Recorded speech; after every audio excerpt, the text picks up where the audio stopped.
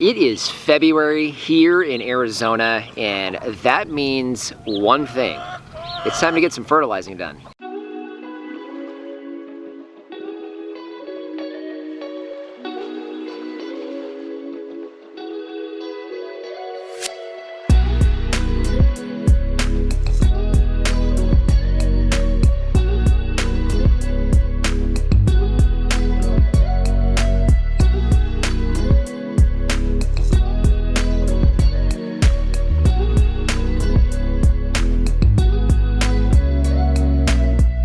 Hello everyone, this is Dwayne with Edge of Nowhere Farm, and we're coming to you here at the middle of February here in 2022.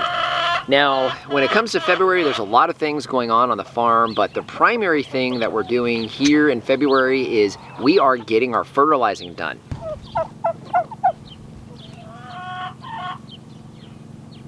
So here in February in Arizona is a little unique, definitely different from the rest of the country in that we're definitely starting to see life. There's two primary categories when it comes to your fertilizers. You have conventional fertilizers, which are synthetic fertilizers. They're derived from various things, but they're not in their natural state.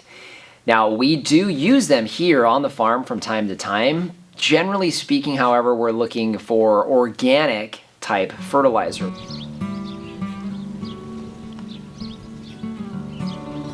There are three primary types of fertilizer. The first one is going to be a pelletized fertilizer. I have one example here. This is a fertilizer that we get from Fertilizer here in Arizona.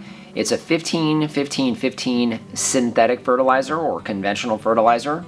You'll see that it's pelletized. That is for a slow time-released action on the nutrients that are inside this particular type of fertilizer. This fertilizer we really like to use primarily on newly planted trees in fresh ground that has not been prepared and has very little organic matter. Very common for us here in Arizona. The other time is when we're applying this to a potted plant. Potted trees need a lot more care because they're dependent on you for all of their needs. That includes both water and also nutrition. So you get an idea of how we apply this to a potted tree because, again, the nutrient needs for potted trees are a bit unique. Now, along that same line, you have probably our favorite type of fertilizer when it comes to organic. If you're going to be buying this in a store and not making it yourself, is the Bioflora Crumbles. This is really a chicken manure based type of fertilizer. It has crumbles, just as the name implies, and it's a fantastic organic option that you can find through most of your local nurseries. I know Summer Winds carries it. For an organic option, especially on smaller orchards, this is definitely a fantastic choice. So now your next primary type of fertilizer is going to be a liquid fertilizer. This is a pretty used up bottle of fish emulsion. There's several different options out there, again, conventional and organic when it comes to your liquid fertilizers. But another option for you as far as what you can put onto your trees, vines, and bushes in order to get that nutrition to the plant.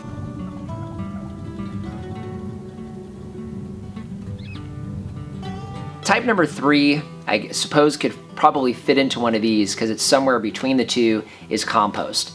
Now, we use our own compost here on the farm. We generate that primarily through our chickens in the chicken manure that we collect from the coops. We do that several times a week, and we keep that in a bin that we keep watered so it can age between fertilizing sessions. Another primary type of compost for us here on the farm is composted pig manure. As the name implies, this manure is created by primarily pig manure and wood chips. It's a pretty labor-intensive process in order to generate this particular compost, but one of the things we found is that it's a very, very good source of nutrition and food for worms.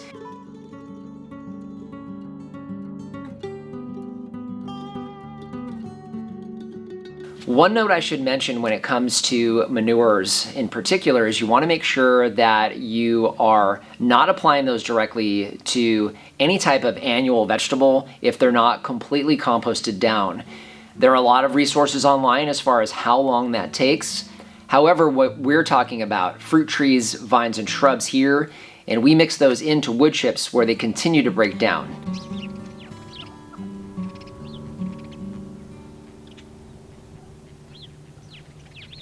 Next thing we need to talk about when it comes to fertilizing is timing. This one is definitely location specific, so what we're talking about today would be Arizona. So if you're using a pelletized fertilizer or compost of any type, you're going to want to be fertilizing right now in Arizona. After that, you'll be fertilizing in May and then again in September. Now, timing on a pelletized or time-released type of fertilizer is important because remember, those take time to break down and be bioavailable for the plant itself. The reason why we have February, as you can see around the farm is just starting to come to life. You'll see that we have flowering on a lot of our fruit trees. We have some fruit set on a couple different types of fruit. And then of course, leaving out on the trees. Now, the majority of the trees are actually still dormant. However, they'll be breaking dormancy very soon here over the next several weeks. The application in February is really designed to help with the fruit development, final fruit set, and ripening as we go into the spring and early summer season. And that's the reason why February is so critical, especially for most of your fruiting varieties here in Arizona. The reason you have May is the February applications that we have going on now are going to be breaking down, going into that final breakdown stage as we go into summer. And you're going to want to make sure that as we get into the middle summer months and into fall, that May application will have then broken down and allow us to get that fall flush and late summer growth that we see here in Arizona. And then of course that final September application, that's specifically for the end of your fall flush, and then of course right into this time now. The growth that you're seeing on our trees today in February is obviously not from the applications of fertilizers we're putting on here now.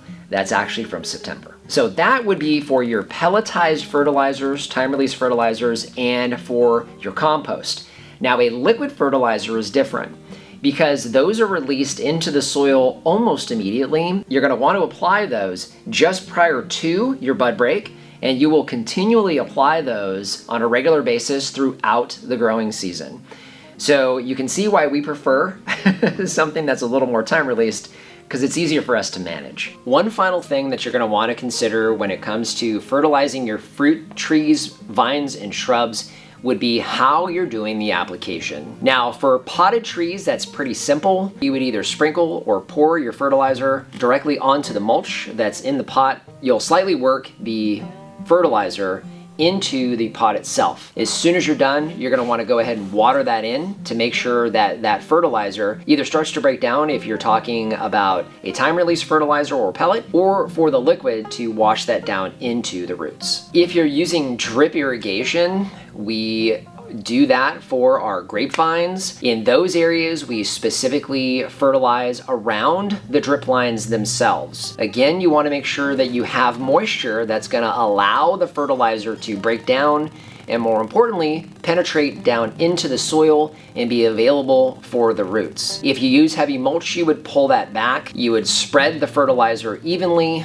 around the growing area and specifically near the drip irrigation lines themselves to ensure the next time you run irrigation, that irrigation is going to be placed directly onto your fertilizer application.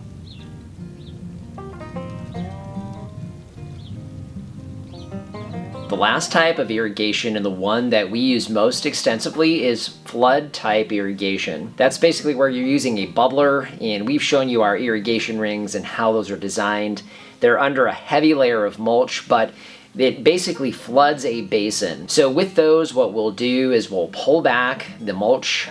That way the fertilizer itself is going to contact the water as the irrigation occurs. Then what we'll do is place the compost into that irrigation channel and then replace the mulch on top of that to help ensure that we have a great environment for some soil biology to start occurring underneath that. Now, I should mention the key with all of this is you want to time your fertilizing around either a rain event, if that's possible, or around irrigation. And that's really where we focus and ensure that we have water going onto our fertilizer as soon as possible after application. So hopefully this demystified the whole idea of fertilizing for you.